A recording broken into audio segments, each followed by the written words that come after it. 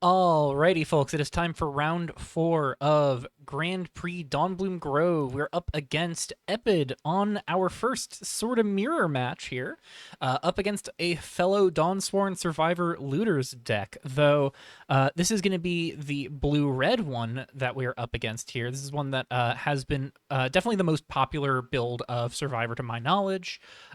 Survivor Looters, at least as far as I'm aware. I know some people have been experimenting with red-green builds a little bit more as of late as well. I'd like to think I have some part to play in the red-green deck getting some respect to its name. But I know the blue-red one was the one that everyone had their eyes on because it just had the highest density of draw and discard effects and gets to get away with more non-creature spells courtesy of not trying to make foreign encounter work. And, of course, the red-green deck could try and make room for more non-creature spells as well, especially if Encounter wasn't the crutch that I have been making it. But I think Encounter is still super worth it in the build that I'm on. So, that's its own whole conversation to have. Maybe we can have that conversation more in the wrap-up. Anyways, opponent is on only 3 copies of Dawnsworn Survivor and no copies of Spirit Realm Phoenix. One of the things that I'd heard a lot about this deck was that this is a deck that is not necessarily as keen on finding Survivor, and one of the components there is that the green mana is something that they're just never going to be able to pay, so Survivor never has that incidental out of being a playable card. It is always a blank text box with the return clause being the only thing it adds to the deck, though there are some really good ways to leverage that return clause. Beyond Dawnsworn Survivor, there are 3 copies of Deep Treader Arcanist, a 1-mana 1/1 when it attacks. They can draw a card to discard a card, which is some nice consistency alongside 4 copies of Ignited Soul for a bunch of 1-drops that can rummage or loot immediately as soon as turn 2, and pitch away a Dawnsworn Survivor, potentially getting that Survivor back immediately with 2 copies of one of the 1-drops. There's also a playset of Scuttling Cicada, another 1/1 for 1 that you can surface for a blue from your graveyard as a 3/2 flyer. So you can get the Buzzing Metamorph into play. I am actually not super optimistic about Scuttling Cicada in this kind of build. One of the things that I have found with Scuttling Cicada time and time again is that surface cards tend to really struggle if you have other components of the deck that apply pressure to your graveyard, because the surface requirement needs you to have at least 7 cards in your graveyard to cast it for its surface cost. And if you have things like Dawnsworn Survivor, which aren't actually staying in the graveyard, and Fabricated Anomaly, which are eating your graveyard, cicadas can be harder to get out of the graveyard for their surface cost. But we'll see how much it comes up. The 3/2 flyer is pretty relevant, especially when it starts building up counters from Fabricated Anomaly, which, of course, the deck is on a full playset of anomalies. It's just one of the best creatures in the format, one of the best cards in the format, I think. And it's going to be the biggest concern in this matchup, but we do get some sneaky sideboard tech to try and fight Anomaly, which we'll get into in sideboarding between games 1 and 2. And then finally for creature suites, there's a full playset of Gilded Noon Entertainer. Card is really good. It's really just sort of this annoying attacker, as we've gotten to show here and there. Though I think this deck is more interested in trying to drop it on turn 2 than we are, in part because it's the only 2-drop creature. Like, the creature suite is 11 1-drops, a playset of 2-drops, a playset of 3-drops, and then the survivors that are never actually getting cast. So to go with that lower creature count, there are 5 enchantments here between 2 copies of 2 copies of Gift of Inspiration here, a bit of an additional card flow tool, as well as a way to put some bodies in play, depending on whether you want the cards more or the bodies more. It's whenever one or more creatures you control hit an opponent, you get to exile a top card of your library. You can create a 1/1 construct or choose to play the card until end of turn. Gift of Inspiration has some nice additional upside with Gilded Noon Entertainer, because the first strike allows you for Entertainer to get a Gift of Inspiration trigger before you then get a second trigger off of another creature dealing normal combat damage. So you get 2 1/1s or eat the top 2 cards of your library and let you play those. Can just be some really good card flow. Research Grant is also a card selection engine, as well as a value engine in the late game. 2-mana enchantment policy. When it enters, you look at the top 3 cards of your library, put 1 into hand, rest into graveyard. They can flip it by casting 2 or more spells in a turn as one of the 2 conditions that they have to meet, and then the other condition being you have to draw 2 or more cards. Those are both really easy conditions for this deck to meet. Dawnsworn Survivor already asks them to be casting multiple spells in a turn anyways, so their deck is already built to try and fulfill that first condition, and then drawing 2 or more cards in a turn just gets accomplished by things like the Puzzle Box token, Ignited Soul, Deep Treader Arcanist, Gilded New Entertainer, all draw you that second card plus the draw you have for turn. So they can flip Research Grant the turn after they put it into play, at which point one of their Research Grants becomes Progress, where once each turn they can copy a spell they cast by paying its mana value an additional time. So they could get a pair of Ignited Souls or a pair of Buzzing Metamorphs off of the surface cost, I believe works. Or, more relevantly, they can get like a pair of Gilded New Entertainers for only 4 mana for 1 card, a pair of Fabricated Anomalies for 6 mana, pair of Gift of Inspirations for 4 mana, or they can get one of their sorceries. So talking about the sorceries real quick, they have 2 copies of Coordinated Shot. This is one of their 2 primary burn spells. Just 2 mana, deal 3 to any target at sorcery speed, and to make up for it being a sorcery speed lightning strike, it has flashback for 3 and a red while sacrificing a creature. One of the nice things here is that because the deck has so many 1 mana 1/1s that just kind of sit around as the game goes long, it can pretty reasonably feed that flashback cost when it needs to, and that flashback cost can be especially good if you just have a Cicada stuck in play and no way to get rid of it. Though I imagine we'll probably be putting our opponent in a position to block with Cicada pretty reliably. Beyond that, there's a playset of Igneous Divisions, just some additional card selection, or like card advantage, especially as they just loot it away. And then playset of Terminal Impact to just pick something off in early turns, or like pick something bigger off in later turns, get some good reach as they build up their lands, because they are on a full 23, 4 islands, 5 mountains. Oh, sorry, nope, don't want to do that. 4 islands, 5 mountains, 4 Misty Peak, 4 Primal Fissure, 2 Rousing Path, 4 Temple of Origins. I think it's interesting that they are on more mountains than islands here because they don't really have any double colored costs in any capacity. And while, their higher cost creatures are red, so the red is more important there, they have far more cheap spells, at least far more cheap creatures that are blue. So I'm a little surprised to see the lower island count than mountain count, but Deep Treader Arcanist and Cicada and Research Grant are kind of the entirety of what blue adds to the main deck, so I can understand why you don't want to be on too many of those. Anyways, that is the main deck. We'll talk about their sideboard a little bit more as we get into the game here, but yeah, this is the final Swiss round, so this is do or die. We either make top cut here or we get knocked out just before top cut qualifiers are locked in. So let's see how things play out and get into the game. Alrighty, here in round 1, I rolled a 7. Opponent rolled a 2. I do get to go first. Or in game 1, not round 1. Alrighty, and that's a 1-lander. We could Primal Fissure, Ignited Soul, and just kind of gamble on that, but the unfortunate reality of doing so is that my opponent is on a playset of Terminal Impacts as well as 2 Coordinated Shots. I can't take the risk here. So, mull to 6 here. Another 1-lander, but we do at least have multiple 1-drops, so we could go Urban Jungle, Shock in Huskforger Acolyte.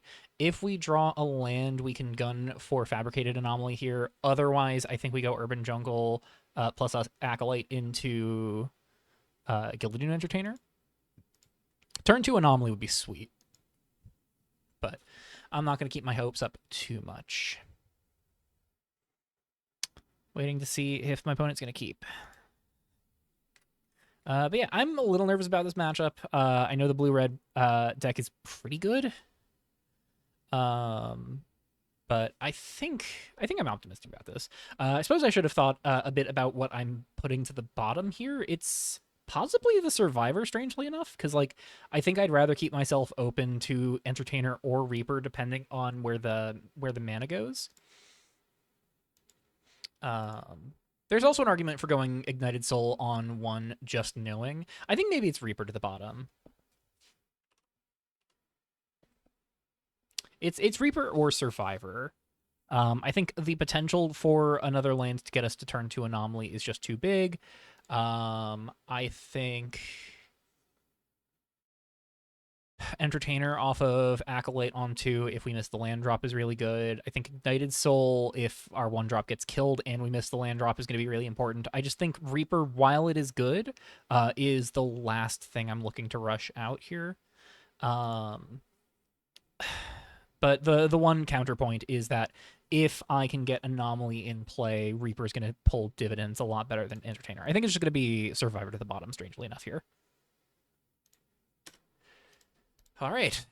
Main one, Urban Jungle. We were taking to casting Acolyte and passing.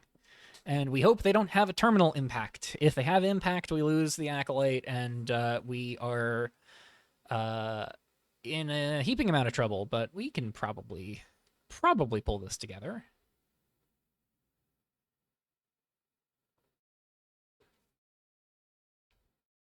Opponent plays Temple of Origins on 1.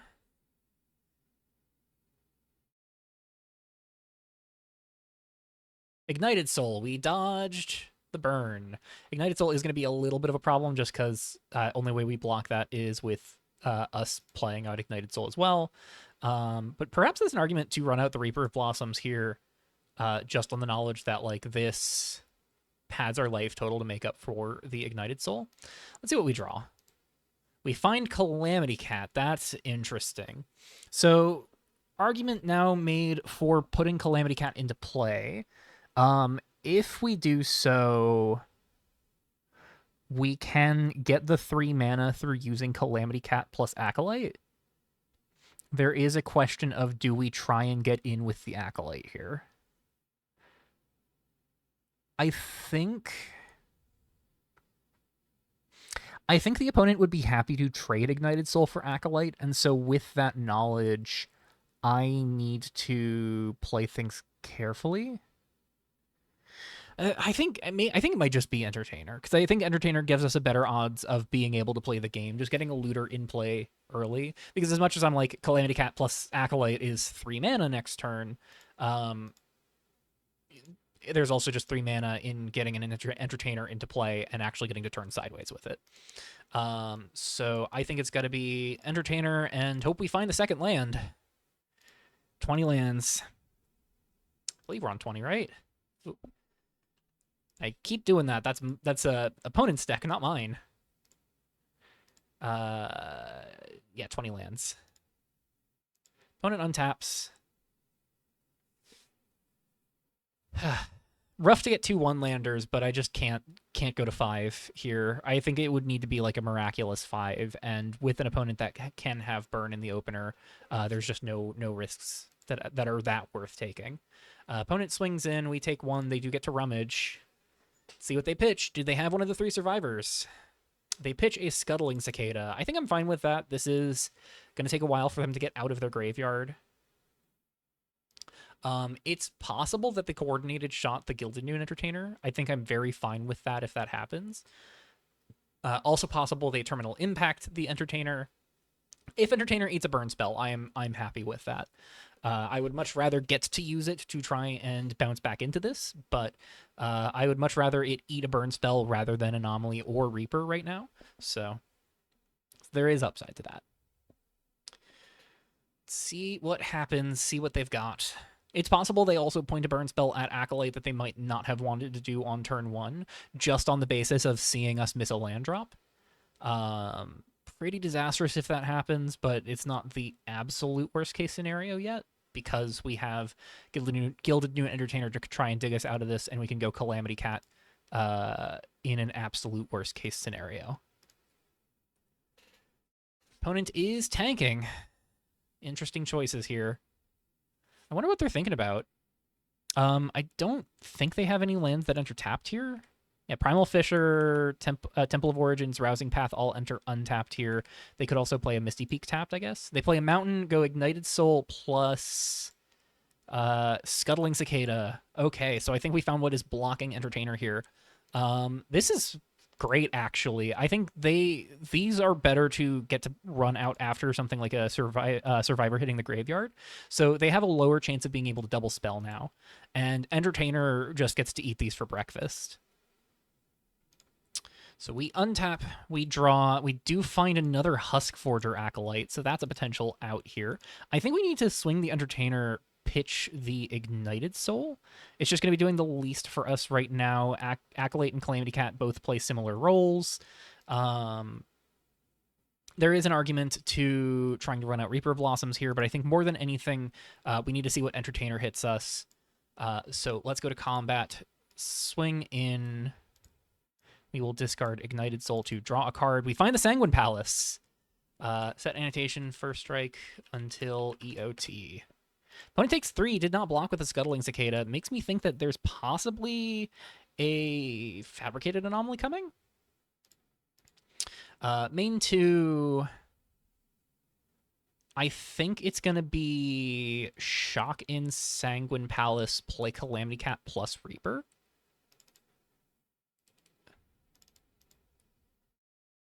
I kind of like that. Yeah. So let's 1, 2 Reaper of Blossoms. 1 Calamity Cat. End step Reaper trigger. Mill Mountain Exorcist Profane Grove. Rough to see 2 lands go here, but we will gain 1. And that does put us to 4 cards in graveyard. So Fabricated Anomaly, getting to junk something off the puzzle box, plus Skilled New Entertainer, attack trigger, does get to do some work there. Let's clear the annotation off of Entertainer.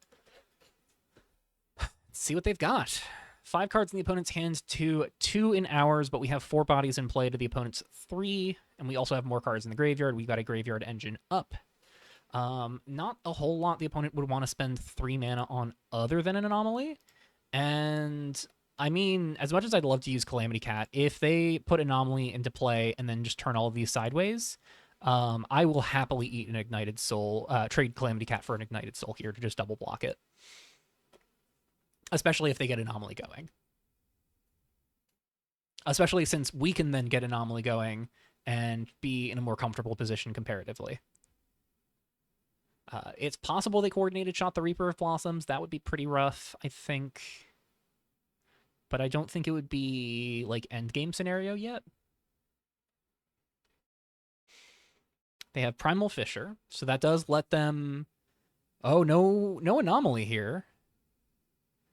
Do we trade Calamity Cat for an Ignited Soul? This gives them 1 less rummage...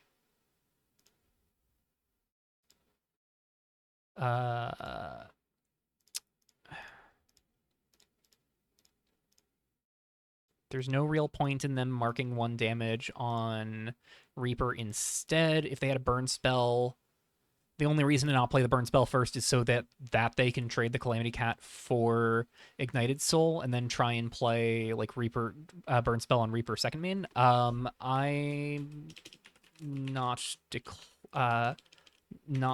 passing priority on blockers yet.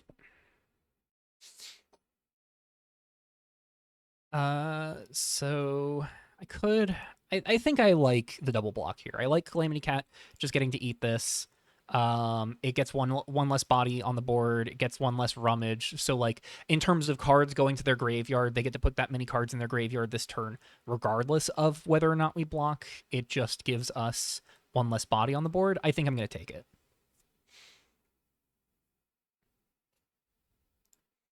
All right. Are they...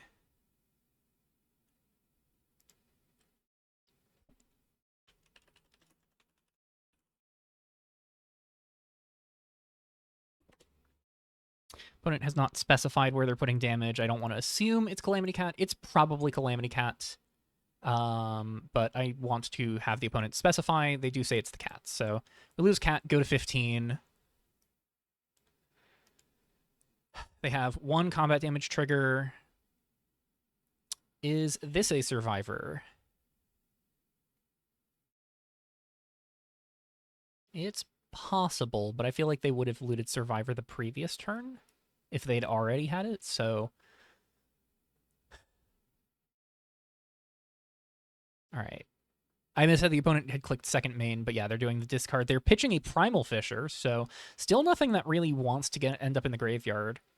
Oh, actually, hold on. They're choosing to respond to the trigger instead. So we do get some information there. We know that they have the Primal Fisher in hand for next turn. They go get a mountain. Then I think they are rummaging away the Primal Fisher, possibly.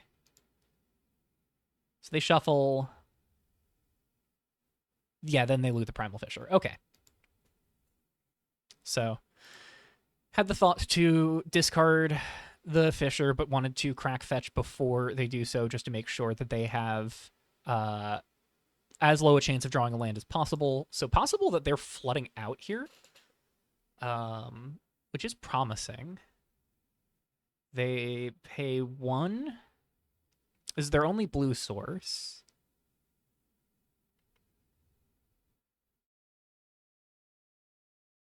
Deep Treader Arcanist. And then 2 mana, Terminal Impact the Gilded Noon Entertainer. Okay. Yeah, that's fine. That's 1 Terminal Impact down. They have Deep Treader in play. They need 2 more cards in graveyard to get to Scuttling Cicada, so they could get it next turn. But we will untap. We will draw another Acolyte. Let's run out Anomaly. Make a puzzle box. Activate puzzle box, loot away Acolyte to draw a card. We find Calamity Cat. We could hold back the pair of 2/3s, but I think I like just holding back the Anomaly, punishing the Ignited Soul can get in. I don't really care. I'm going to start growing some of my bodies on board. Let's just eat the lands.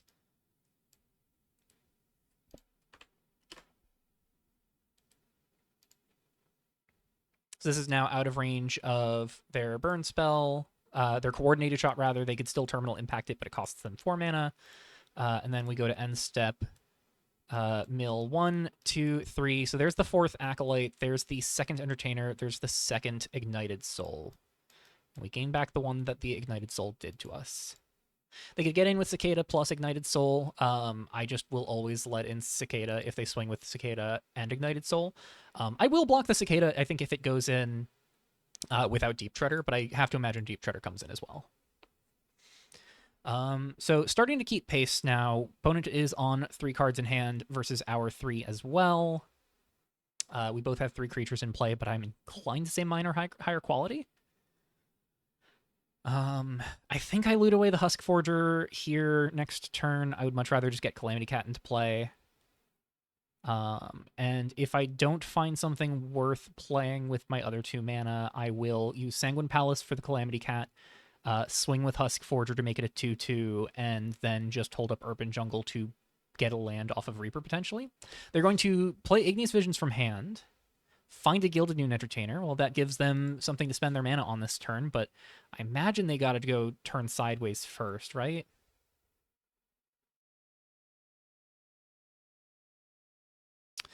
One upside of this particular matchup is the opponent has no instants in the main. They have a lot of instants in the sideboard, 2 burn to obscurity, 3 bleeding out.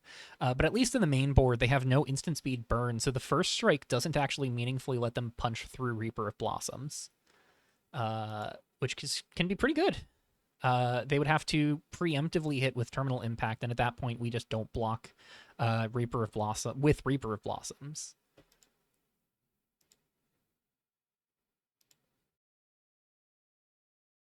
Trying to think what draws would motivate me to not just run out Calamity Cat next turn.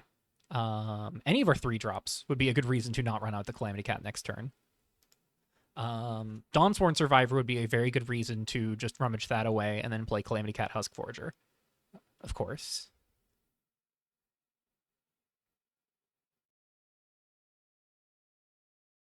Opponent goes to combat.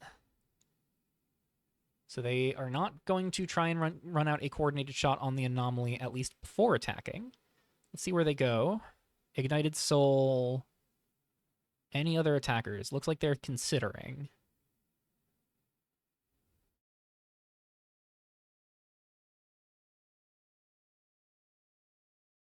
All right, yeah, we just take one. All right, Reaper Blossom's doing its job. They pitch a Temple of Origin, so they are flooding out a bit. Because that's their 5th land?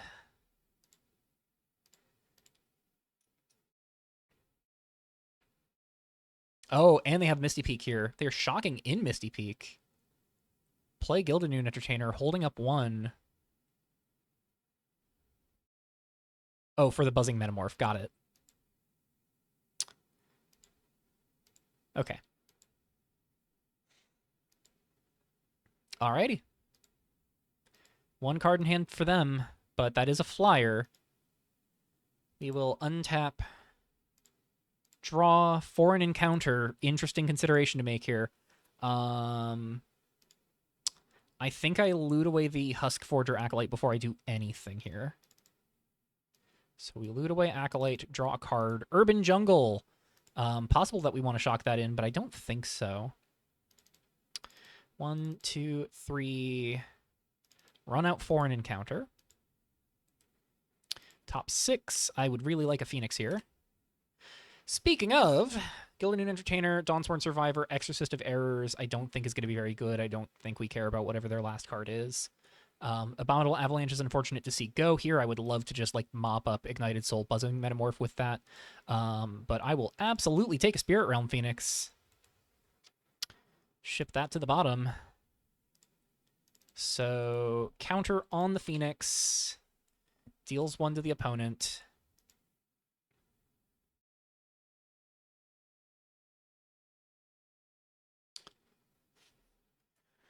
And then turn Phoenix sideways.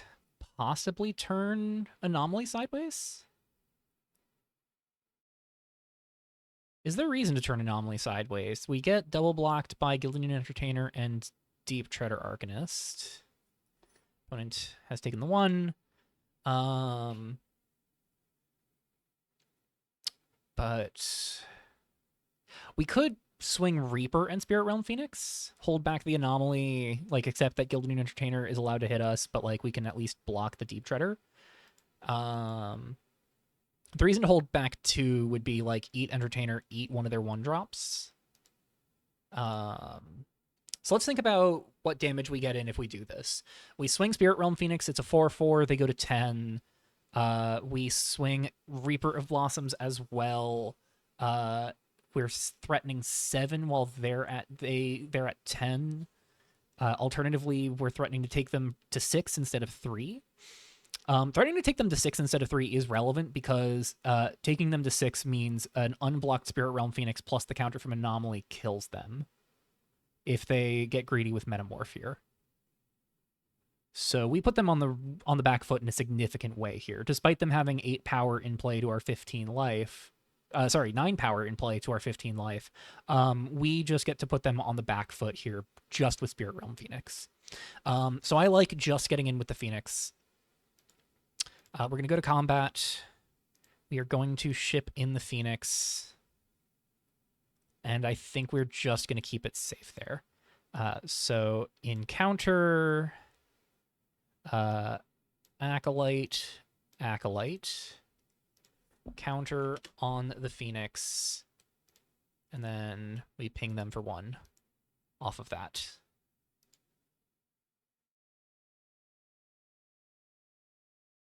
And then see if they block with the Metamorph. I'm very happy if they block here. They're going to take it down to 6.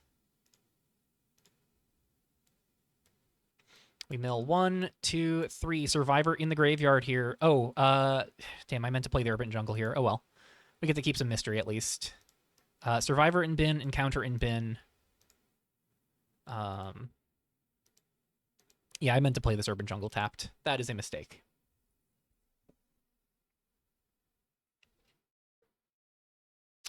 But yeah, I am feeling really comfy here. I will also say, as has been the case multiple times over the course of this GP, I wish I was on more Spirit Realm Phoenixes, because a second Phoenix here just puts them in even more of a precarious situation than they're already in. They've got 2 cards in hand. If they want to dig for something more, they have to expose themselves to awkward blocks. And if they want to, they could Igneous Visions to try and find a 3rd card here before getting into combat, but that makes the Scuttling Cicada a little more awkward in play. And honestly, one of the things that I didn't mention as far as choosing not to attack with Reaper, but is of good reason to not do so, is that they just block with Scuttling Cicada and we give them a 2nd flyer. And then we give them a way to meaningfully deal with Spirit Realm Phoenix next turn. So better to not have done that. I hadn't put that quite into words, but I'd ultimately decided, holding back. I don't need to threaten putting them to 3. I guess it would have been threatening putting them to 2. But I don't need to do that. I am in a comfortable enough position where I'm at right now anyways. Reaper of Blossoms is padding my life total. The only safe attack they have is Buzzing Metamorph, and the Phoenix really pushes them to never swing this sideways right now. So we're in a pretty comfy position. And if they only swing with Cicada for some reason, that just lets us attack with our creatures that are on the ground, as well as just let that through, because we just get to get value off of Reaper of Blossoms, padding our life total against Cicada. And it's also just worth noting, I think we've milled 4 times with Reaper. I think 3 or 4. So we shocked in twice. That took us down 4 life. We've been hit by Ignited Soul twice. We've been hit by Ignited Soul more than twice. We've been hit by Ignited Soul, I think, 3 times. So we've gotten 3 Reaper Blossoms triggers, gained 3 life. We'd be at 13 otherwise, and while I don't think it's that critical, 1, 2, 3, 4, 5, 6, 7, 8, 9. If we're at 13, a hypothetical, they turn everything sideways, we let it all through. Igneous Visions for 4 damage kills us. Terminal Impact for 4 damage would kill us without the Reaper of Blossoms life gain. Now, granted, there are other complicating factors to that potential lethal, because we actually have blockers, but it's just something worth acknowledging that the life gain for Reaper Blossoms is really good here. I've been a little disappointed by Reaper overall. I think the pre-GP nerf is really meaningful in terms of how strong it can be. It's nice that the pressure it puts on the graveyard is alleviated a little bit, because it only rebuys the lands it mills rather than any land from your graveyard as it used to. And if anything, I think, it makes Reaper better in this particular strategy than it was previously, while making it worse everywhere else, because it takes that pressure off the graveyard of lands being sacred, because you can buy them back with Reaper to hit your land drops. And now that that's no longer the case, any lands that you mill with Reaper that you can't buy back immediately, or anything lands that, you rummage away, they are so free to just exile to a fabricated anomaly. It is trivial, which is really nice. Especially for a deck like this that puts so much pressure on its graveyard. So opponent is thinking some things we could still be worried about, but for the most part, I'm pretty comfy where I'm at. Opponent is going to declare attacks. Are they going to get in with anything? I will trade Reaper of Blossoms for the Gilded Noon Entertainer here, because they will still have to spend a burn spell on it as well. So they have the 2 attack triggers here. Looks like they're debating. Okay, they are going to resolve them both. They're not going to send in the Cicada. It's going to kind of hold the fort here. What would be the rationale behind not blocking anything? We don't risk anything dying in second main. Or at least we don't risk anything dying more trivially in second main. They pitch a Gift of Inspiration to Deep Treader Arcanist. Oh, sorry, they pitch Dawnsworn Survivor to Arcanist. They pitch Gift of Inspiration to the Entertainer. Not just damage. Yeah. Yeah, we'll block the things that aren't Ignited Soul. I think I'm fine just doing this. If they have a way to bounce back, I'd rather have the board control. and right now they are in a position to need to bounce back.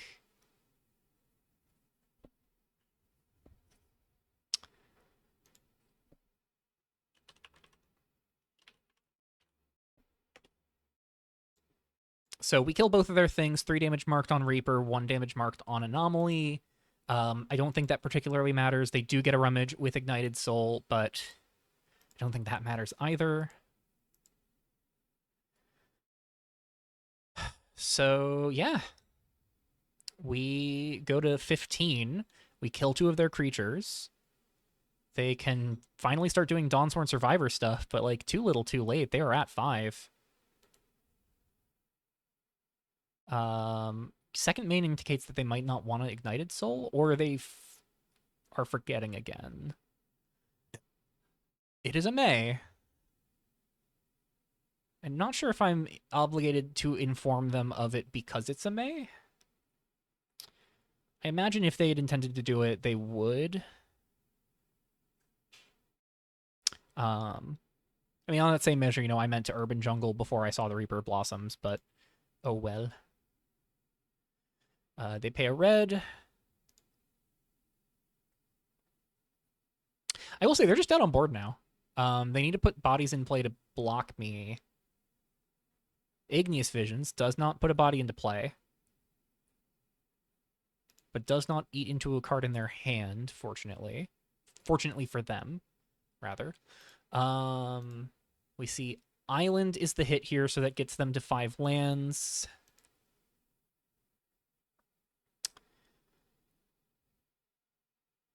What else do they have? It's got to be 2 creatures. If it's not 2 creatures, I think they're in really bad shape. Or, creature and burn spell picking off Anomaly. I think like the best case scenario for them is they have like 3rd Cicada plus like 3 damage burn for Anomaly here. Or I guess like Gilded New Entertainer plus Coordinated Shot. Coordinated Shot is in hand. They are going to kill the Anomaly.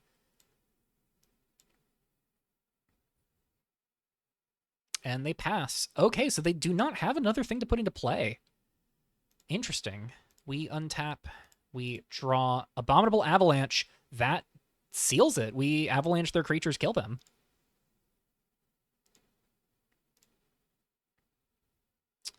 And we're going to do it this way.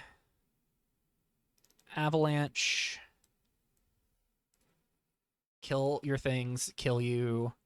Hold up Urban Jungle Calamity Cat. And opponent sees the writing. Cool. Game 1 on in our favor. Trying to think of words. All right, sideboard time. I mentioned I'd talk about the opponent's sideboard, so let's talk about it a little more. I mentioned Bleeding Out and Burn to Obscurity. Those are the most likely things coming in here. Advance of Fire and Faith really needs us to have a bunch of 2 toughness creatures, which our deck is built to get around 2 damage removal. Discern, probably not super important here. Past Judgment may come up, though we are very likely to put the game into a board stall where tapped creatures become a liability for them, and then they just lose those tapped creatures and they don't get to Pass Judgment anyways.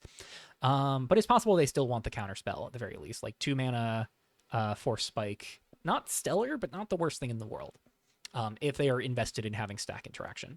I could see them bringing in Mistrit Archivist as just a way to gum up the board. Will really make me miss Kieran Boons. As far as what we're boarding in, the big thing is Purifier of Dawnbloom Grove. Purifier does so many things in terms of checking what they're up to, kills Anomaly if we... So baseline, what it does is it kills Puzzle Box tokens, but if we can reprieve for it, it kills Fabricated Anomaly, it kills Gift of Inspiration, it kills Research Grant. Those are all very relevant things to destroy. The big question here is whether we go up Ozon's Blessing. And I think we do, because I think we also go up Terminal Impact. So we're going down the foreign encounters here, despite them being good with Spirit Realm Phoenix, because we're only on the 2 Phoenixes. We're going to yet again go down the Exorcist of Errors. It's just... the Black Splash is kind of embarrassing. So we're going to go down the Swamp as well, despite us being a bit mana screwed there. And then we just kind of make two more cuts. And I think it's going to be 1 Survivor, for sure. Possibly a Gilded Noon Entertainer. I think it's just going to be a 2nd Survivor. cut 2 survivors, cut the full encounters, full exorcists, and the swamp. Then we get Ozon's Blessing to go find us what we need a little more reliably. We have Purifiers to check what they're up to. We have more removal and interaction so we can fight the board as well. And hopefully we can get a good hand. Okay. Nervous, but things were going our way, at least at first. So let's see if we can keep them going our way. Huskforger Anomaly going unchecked was a big deal. Opponent's going to be on the play here. And this is the downside to that splash being so painful. These could be Temple of Origins, but they're not. If nothing else, we can go turn 1 Ignited Soul, turn 2 Calamity Cat. Opponent is mulliganing to 6. I think I'm going to keep this, actually. Let's keep 7. It's two of our 19 lands. That's, I think, good enough for me. It's got Ignited Soul, it's got Calamity Cat, it's got Fabricated Anomaly. Any green source gets our full hand unlocked. And we've got some goodies here. It'll be interesting flipping the script here, though, on us having the turn 1 Ignited Soul on the draw compared to them. Though I imagine they just put a looter into play turn 1 anyways.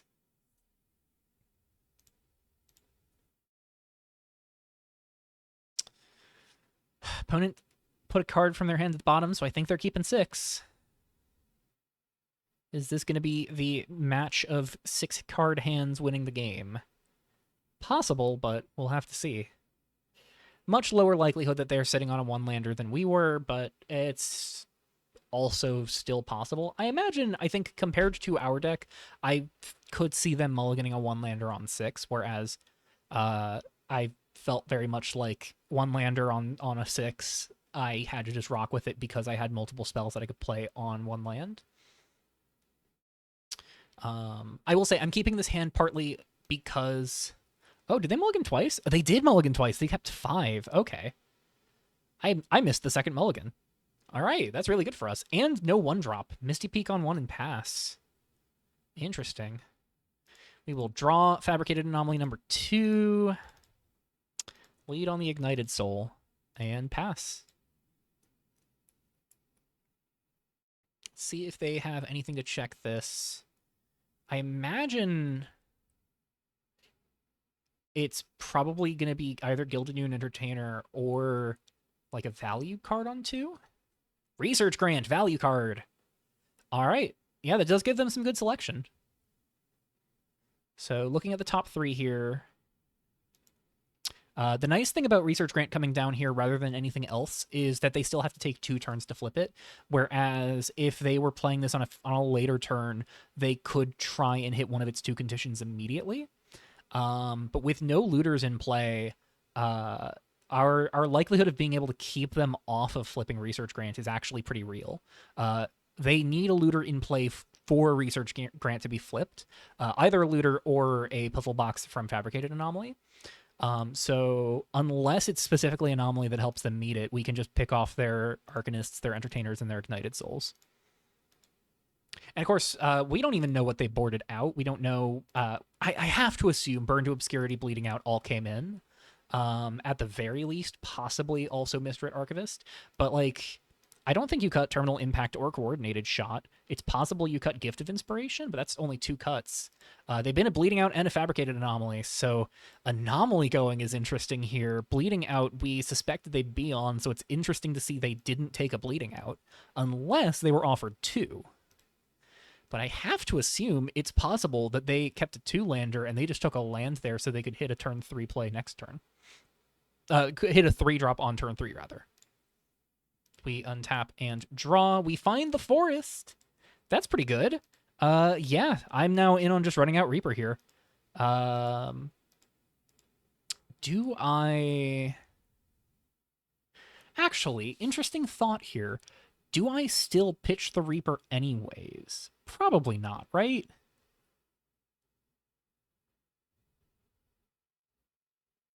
I'm not sure I loot with Ignited Soul. I think I like my hand enough that I'm not going to loot with Ignited Soul. I've got Reaper to fuel these anomalies. Let's just go on Reaper. Swing 1. No rummage. And then end step, we mill 1, 2, 3. Hello, gorgeous. Holy crap.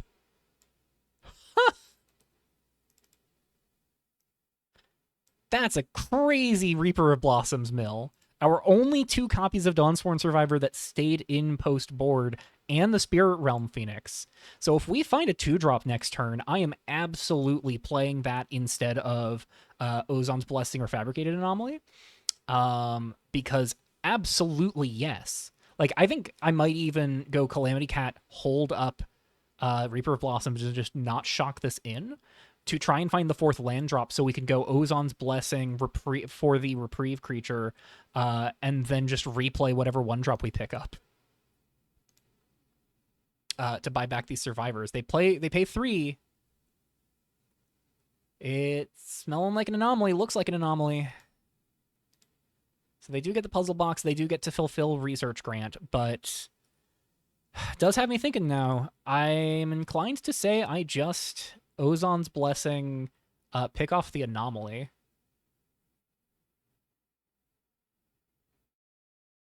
Because, like, kill the anomaly seems great. So they're going to progress Research Grant. We could try and pick off the Research Grant instead, but, like, they've got 3 cards in hand. I'm killing the anomaly if I get the chance. We untap, we draw Gilded Noon Entertainer. We could Entertainer, Calamity Cat, get the cards back. I think I'm not in any urgent hurry to do so.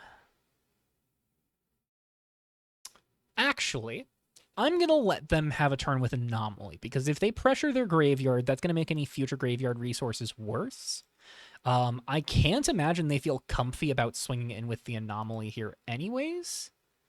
I like getting back the Dawnsworn Survivor. So let's shock in Sanguine Palace, Calamity Cat, Gilded Noon Entertainer, buy back both survivors. Go to combat, rumble in for 3. I imagine they just block the with the anomaly, but I at least am going to try and get in there. They're almost certainly going to put a counter on anomaly if they swing with it, and if they do so, the Reaper's not going to block anyways. So we get damage.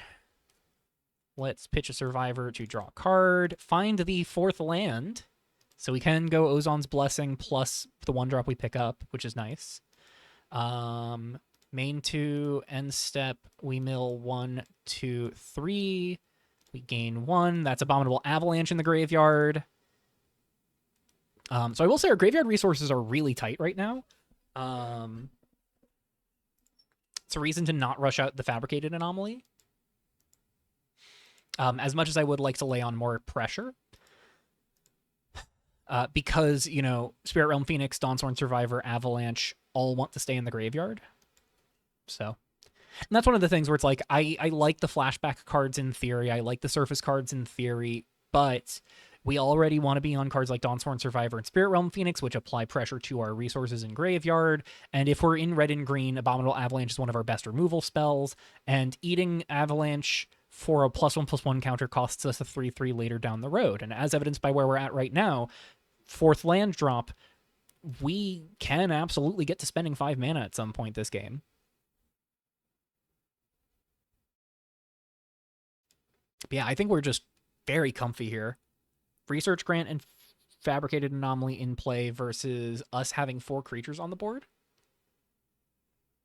There's even a reality where, like, we just go shock in a land, Dawnsworn Survivor, Calamity Cat up the Dawnsworn Survivor. Like, that's not terrible. It's a pretty real clock. I think if we do that, I'm in on Entertainer just pitching an anomaly here, Because, like, whatever. Though, of course, we could go Anomaly plus Urban Jungle.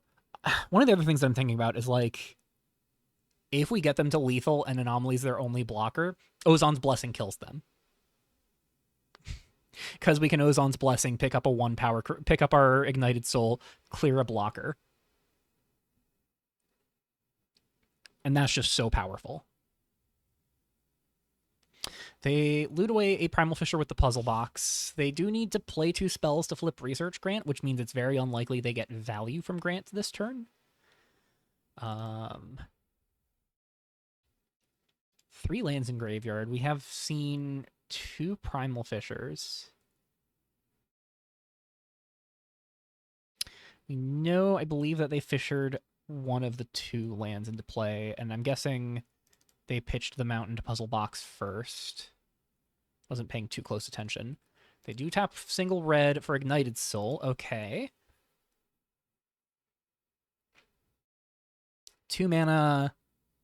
Coordinated shots on, looks like probably Entertainer? No? They second guess it. Well, we know they've got Coordinated Shot. That is reason to Calamity Cat haste up a Fabricated Anomaly, right?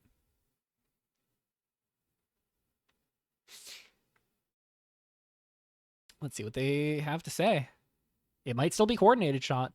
Terminal Impact on the Gilded New Entertainer. All right. That is pretty good for us. I feel like they have a lot of reason to not want to do that, but they're going to flip Progress so they can at least pay 4 mana next turn to double Coordinated Shot something. But then we get to take this next turn to make that really bad for them. They hold back the Anomaly. So they do want to block the Ignited Soul. We will untap, draw. Second Ozon's Blessing. I think there's a temptation, very real temptation, to pick off Progress instead of Anomaly. I do like it because we've watched them flip Progress without getting any value out of it. Make them work for it and then deny them the resource. It's interesting. I think I like that. Yeah, I think I like that a lot. Let's shock an Urban Jungle. 1, 2, 3. Ozon's Blessing. View Library. Go get a Purifier. We will reprieve the Ignited Soul. And now we just blow up Progress. So they worked really hard for nothing. And we've got the second Ozon's Blessing, so Anomaly number 2, Anomaly is still under threat here. We Calamity Cat targeting Purifier here, loot away Dawnsworn Survivor, put a counter on the Purifier. Sorry, we were doing all of this on main 1. I had not moved past the draw step. Could swing the Purifier here. If they double block, we just kill Anomaly, and then we don't need to rush the second Ozon's Blessing anyways. I just don't see a world where they ever double block. I'm not sending in the Keeper, though, because then they'd get to double block and just trade Ignited Soul for Reaper, so let's just get in with Purifier. Take them to 15 here. Don't see why they would ever block unless they're really keen on trading Anomaly for a Purifier here. Cast Ignited Soul. We get back both Dawnsworn Survivors. We can still double block Ignited Soul if we would like to. We can still double block Fabricated Anomaly if we would like to. End step, Reaper trigger. We mill 1, 2, 3, gain 1. Second land in graveyard, Anomaly gone, Ignited Soul gone, I'm fine with. And that starts getting us some resources in the graveyard we don't really care about.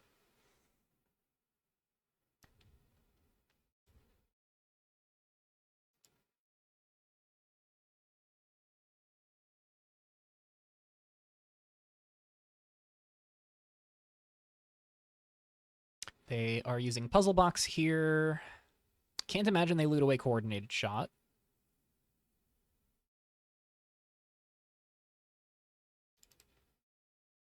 And again, Fabricated Anomaly can let them start putting pressure on here, but doing so costs them cards in graveyard for their surface count. So if they kept the cicadas, that is a liability. It's possible they boarded out the cicadas, but the cicadas do block really meaningfully on the ground, so.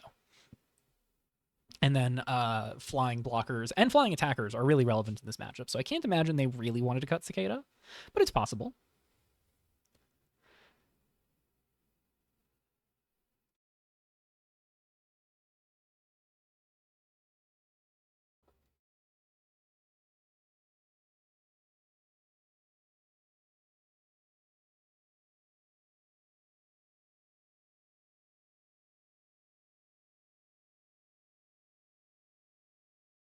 Let's see what they've got here. So again, we know the one coordinated shot because they thought about playing it. If they coordinated shot the Reaper, that guarantees them free attacks, but doing so puts them to 3 creatures in play that can turn sideways, pretty much unfettered by their current board state. If they swing in with both of these and coordinated shot the Reaper, they have an empty board. We go to 14. They're at 15. We have 3, 4, 5, 6. If we play Dawnsworn Survivor and haste it up with the Calamity Cat, that is 5 plus 4, 9 damage. Put them to 6. And then they could swing 4 plus 3, 7 while we're sitting at 14. That's not nearly enough. And then we'd have Dawnsworn Survivor in play, threatening to put a second Survivor into play. Because they know about both Survivors, and then Calamity Cat getting to haste up a second Survivor is just huge here.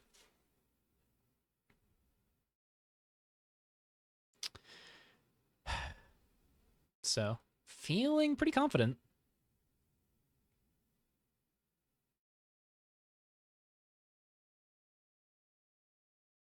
It's very strange to me that, while I think killing the Gilded Reaper with Terminal Impact was a reasonable call there, I think you have to kill Reaper of Blossoms. In this deck, Reaper Blossoms just carries so much weight. It's phenomenal. And if they don't coordinated shot, if they just spend their mana building up their board, we first off, we get to double block, trade Ignited Soul for Ignited Soul, which is relevant when they have a 2/2, we have a 1/1. Although, not doing so means we get to hold back the 1/1. And get that buffed up with Fabricated Anomaly. If we do an Anomaly play, we go Anomaly 1, 2, 3, 4, 5, 6, 7, 8, 12. We could go Anomaly, Rummage, use Calamity Cat, haste up Anomaly. That'd be 3, 4, 5, 6, 7, 8, 9. So we would really be eating into our graveyard to make that attack happen. We'd be eating into our graveyard to make that happen even without hasting up the Anomaly. We would probably have to choose, Actually, no. We could kind of discard around that so that way Avalanche and Phoenix both stay unscathed. That's interesting. And if we can go Anomaly, Rummage into... Oh, opponent is just packing it up. Opponent says GG's. Wow. I think there was still some fight left there. Bleeding out coordinated shot is pretty relevant, but yeah. All right.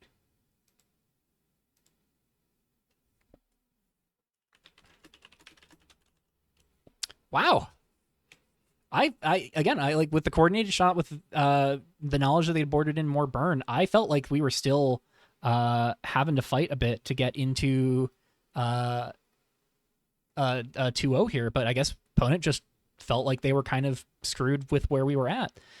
Yeah, Reaper Blossoms putting in a lot of work, and Purifier of Dawnbloom Grove, the anomaly just didn't even matter. Like we could have killed the anomaly, but I mean, risking giving them the like double coordinated shot was just so not worth it. Any double burn spell just not worth it. So pick off the research grant, and yeah, we have made it to top cut in spite of some. I'm gonna call it, frankly, even before we get to that final thoughts video, some very suspect deck building choices. In spite of that, we have made it to top cut with looters once again.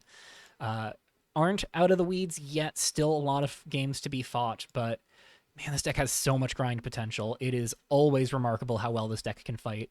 So yeah, let's see how the quarterfinals shape up and who we're fighting when we get there. In the meantime, as always, down in the description below are your reasons to all things custom Magic Revolution, such as the Custom Magic the Gathering Discord server, where you can check out the Revolution channels to talk about the format and play it yourself, as well as plenty of different set project channels where you can follow along with people making their own cards and sets and join in the fun yourself. There are also links in the description below to all of your necessary resources for all things Revolution, such as the Revolution Compendium for a curated list of cards suggested by the format's curators, and the search engines Escape from Limbo and the LackeyBot search engine to scroll through the cards in our two Scryfall-like search galleries. All right, I'm nervous about how this top cut's gonna go, but I honestly didn't think we would get top cut with some of the deck building decisions that I made and my thoughts on those deck building decisions. So the fact that we're there in spite of some of the hiccups that we've faced is pretty exciting. Let's see how it all goes, and if potentially we can get the back-to-back crowns with Looter Stompy, because it's very possible now with 3 more matches. See y'all in the quarterfinals. Bye-bye.